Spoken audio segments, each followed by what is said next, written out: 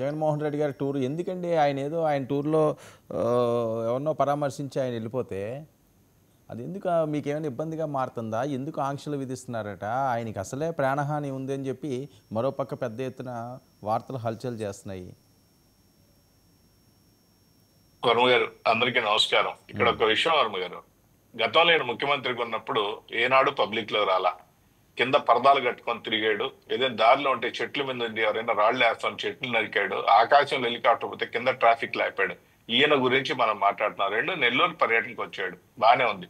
నెల్లూరు పర్యటన దేనికి వచ్చాడు? కాకాణి గోవర్ధన్ రెడ్డి గారిని పరామర్శించేదానికి వచ్చాడు, లేకపోతే ప్రసన్న కుమార్ రెడ్డి గారిని పరామర్శించేదానికి వచ్చాడు. ఇక్కడ మేము అడిగేది ఒకటే, ఈయన వల్ల 14 మంది ఇప్పుడు నకిలీ మద్యం కుంభకోణంలో కేసుల్లో ఇరుక్కున్నారు. పోయి వాళ్ళని పరామర్శించే ధైర్యం నీకుందా అని అడుగుతా ఉన్నాం. ఎందుకంటే వాళ్ళ కుటుంబ సభ్యులు అడుగుతారుగా, ఏ మొక్కం పెట్టుకొని వచ్చేవా నువ్వు పెద్ద మనిషి, నీ వల్ల మా బిడ్డలు మా ఆయనలు అందరూ కూడా జైల్లో ఉన్నారని చెప్పి అడుగుతారు కదా. ఈ బిగ్ బాస్ కోసమే కదా వాళ్ళందరూ తప్పులు చేసింది. వాళ్ళని పోయి పరామర్శించమను. దమ్ము లేదు, ధైర్యం లేదు. ఎందుకంటే వాళ్ళు పరామర్శించి వాళ్ళ కుటుంబ సభ్యులు ఏ విధంగా రియాక్ట్ అవుతారో ఆయనకు తెలియదు. రెండోది ఇంకొక విషయం, ఆయన చాలా కన్విన్స్డ్ గా చెప్తా ఉన్నాడు.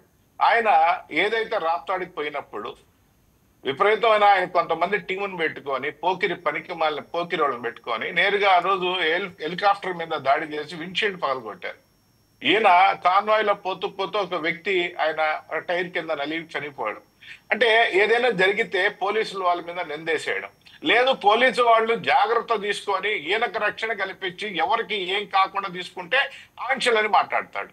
అంటే ఎట్టొచ్చినా అటు వస్తే ఒకటి వేసుకో, ఇటు వస్తే ఒకటి వేసుకో అన్నట్టుగా ఈయన సంభాషణ జరుగుతుంది. రెండోది ఇంకొక విషయం, ప్రసన్న కుమార్ రెడ్డి మాట్లాడిన భాష ఏదైతే ఉందో, ప్రసన్న కుమార్ రెడ్డి మాట్లాడిన భాషని ఆయన చాలా ఎంత క్లీన్ చెప్పాడంటే, జగన్మోహన్ రెడ్డి గారు చెప్పిన లాంగ్వేజ్ ఎంత నీట్ గా ఉందంటే, అంటే మన గోవర్ధన్ రెడ్డి గారి మీద కానీ, లేదా రోజా గారు మాట్లాడిన మాటలు కానీ, లేదా పేర్నాని మాట్లాడిన మాటలు కానీ, ప్రసన్న కుమార్ రెడ్డి గారి మాటలు, వీళ్ళందరూ ఏం మాట్లాడినా కూడా ఆయన ఎంత బ్యాలెన్స్డ్ చెప్పాడంటే, చాలా క్లీన్ గా. వాళ్ళందరూ చాలా శుద్ధ పూసలు, వాళ్ళకు మాట్లాడినే చేత రాదు, వాళ్ళు మాట్లాడిన దానికి విమర్శ చేయాలి కానీ మీరు ఈ విధంగా చేయకూడదు అని చెప్పి మాట్లాడుతాను. ఇక్కడ ఒక విషయం ఏంటంటే, జగన్మోహన్ రెడ్డి గారిని కూడా ఆయన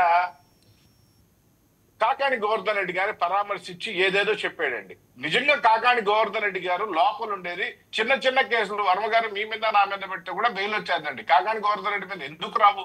ఆయన మాట్లాడిన అన్ని కూడా ఎందుకు రావు? అవన్నీ కూడా కేసులే. గత ప్రభుత్వంలో ఈయన హయాంలో ఆయన మంత్రిగా ఉన్నప్పుడు కంప్లైంట్ లాంచ్ చేయని కేసుల గురించి మాట్లాడుతున్నాడు. ఈయన మీద నిజంగా కాకాణి గోవర్ధన్ రెడ్డి మీద టోల్ గేట్ పెట్టాడండి. పోర్ట్ కి సంబంధించి వెహికల్స్ పోయేదానికి వచ్చేదానికి ఒక టోల్ గేట్ పెట్టి అఫీషియల్ గా డబ్బులు దండుకున్నాడు. ఆయన అకౌంట్ కి, ఆయన కూతురు అకౌంట్ కి పోయింది, దాని మీద కంప్లైంట్ లాంచ్ అయితే అది కేసు.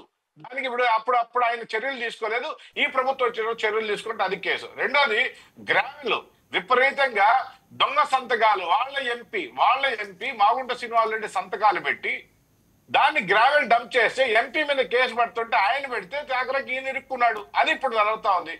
ఇంకొకటి క్వాడ్ చేస్తే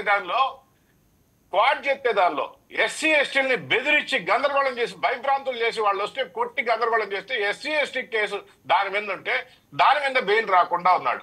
రెండోది ఇంకా చెప్పనే అవసరం లే, ఏదైతే చంద్రమోహన్ రెడ్డి గారి మీద అపవాదం వేసి కాదండి వినండి, ఈ కేసులన్నీ కూడా చాలా సార్లు చర్చించుకున్నాం. మీరు కేసుల లిస్ట్ ఏం చెప్పమని లేదు. ఈ రోజు ఎందుకు ఆయన అడుగడుగునా ఎందుకు అడ్డుకుంటున్నారని వర్మగారు ఒక్క నిమిషం. పోలీసులు చాలా స్పష్టంగా ఆంక్షలు పెట్టారు.